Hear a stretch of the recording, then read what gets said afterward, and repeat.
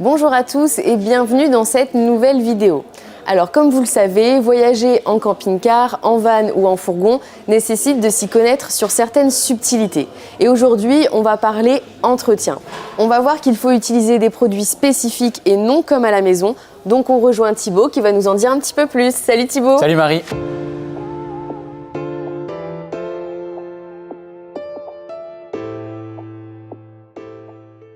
Alors Thibaut, qu'est-ce que tu peux nous dire sur l'entretien de son camping-car, son van ou son fourgon? Alors déjà, quand on parle d'entretien, on va parler de trois parties à entretenir dans son camping-car. On va retrouver les circuits d'eau, la carrosserie et ensuite bien sûr la fameuse cassette pour les WC. Ok, et donc pour la carrosserie, oui. On ne peut pas utiliser les produits qu'on utilise pour nettoyer sa voiture par exemple? Alors non, parce que pour la simple et bonne raison que sur un véhicule de loisir, on ne va pas retrouver de la tôle comme sur une voiture, on va être sur une peau qui peut être soit en polyester, soit en aluminium. Donc ça va nécessiter des produits un petit peu plus spécifiques. Ok, donc quel genre de produits à peu près? Alors, on va les dissocier en trois parties. On va avoir dans un premier temps les produits anti-traces noires, donc c'est-à-dire que c'est des produits qui permettent d'éviter, souvent quand on a des coulures liées à l'eau, ça génère des traces noires sur le véhicule et si on les laisse trop longtemps, après ça va venir s'incruster sur la carrosserie et ça va être beaucoup plus compliqué à enlever dans un second temps. On a aussi les produits anti-mousse, donc là c'est pareil, si le véhicule va être stationné à l'extérieur, ça va prendre assez facilement la mousse. Et la troisième gamme de produits qu'on va retrouver, ça va être tout ce qui concerne les shampoings lustrants. Donc là, ça va permettre d'avoir un véhicule, une carrosserie qui est bien sûr brillante et aussi d'avoir un séchage accéléré quand on nettoie son camping-car. Ok, donc c'est hyper important d'utiliser des produits spécifiques pour ne pas abîmer justement sa carrosserie. Mais quelle est la fréquence d'entretien d'un camping-car du coup? Là, encore une fois, ça va vraiment dépendre de l'usage. Souvent, on a des clients qui ont des véhicules qui sont stationnés parfois en vacances au bord de la mer, donc on a un petit peu de sel sur les carrosseries.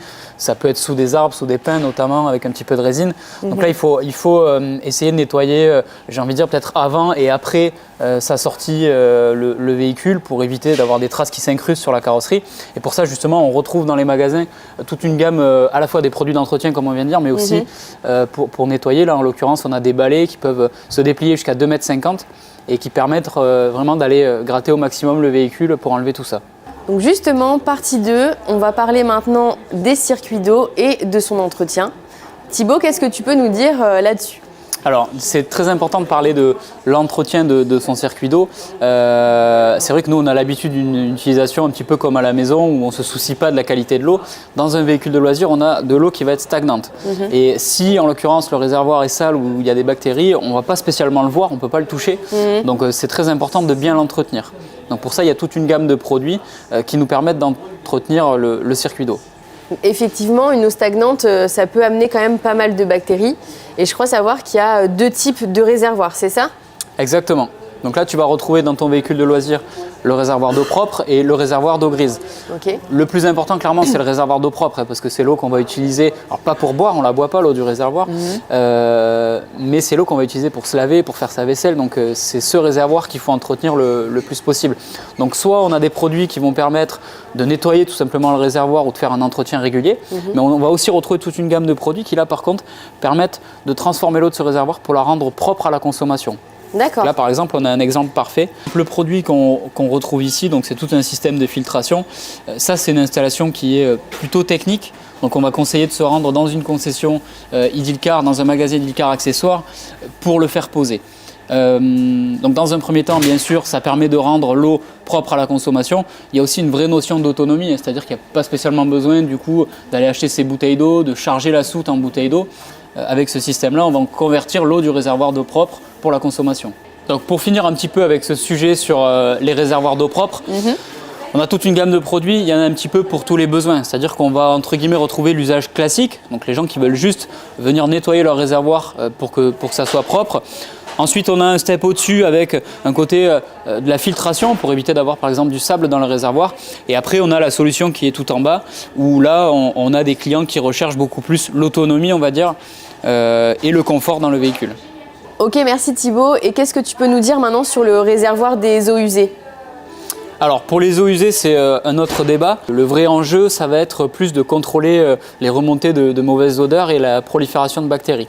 Donc là, c'est pareil, on va retrouver toute une gamme de produits très complète pour nettoyer le réservoir des eaux usées. Ce qu'on va conseiller en termes de fréquence, c'est de le faire à chaque fois qu'on va vidanger son réservoir, c'est-à-dire de mettre à ce moment-là du produit d'entretien.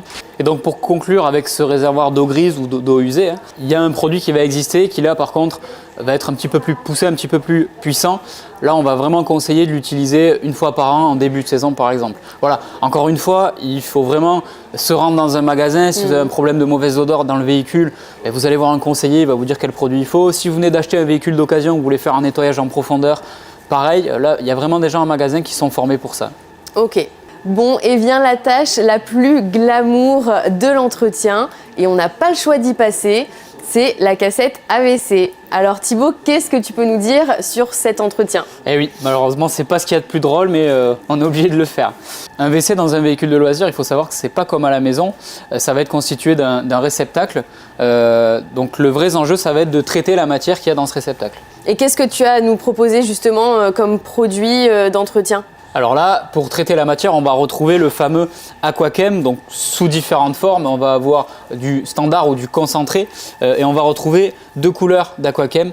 Donc on a le bleu qui va être le plus courant, là ça permet de faire sa vidange par exemple dans une aire de service. Le vert, lui par contre, c'est si vous rentrez chez vous, ça va être celui qui sera compatible avec une vidange dans une fosse septique. Donc effectivement, contrairement aux idées qu'on a de la couleur verte, celle-ci n'est pas du tout écologique, donc ne surtout pas le vidanger dans la nature et toujours bien le faire dans une aire spécifique. Donc c'est vrai Marie, la nature c'est important et tu le verras pour compléter un petit peu cette offre sur l'Aquachem, on va retrouver d'autres produits aussi pour nettoyer plus le côté extérieur du WC.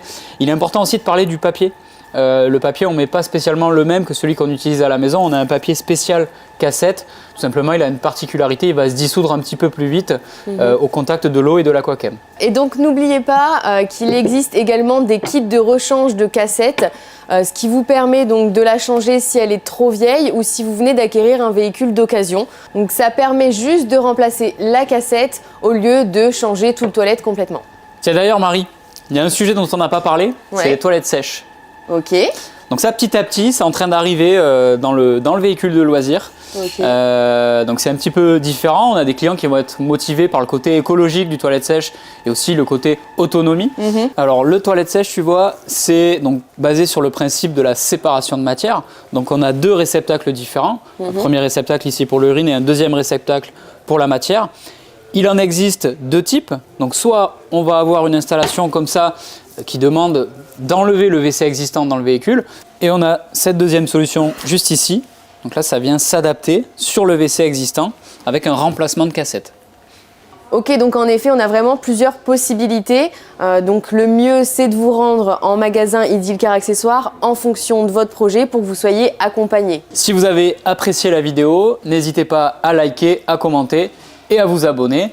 Moi, je vous dis à bientôt dans une prochaine vidéo.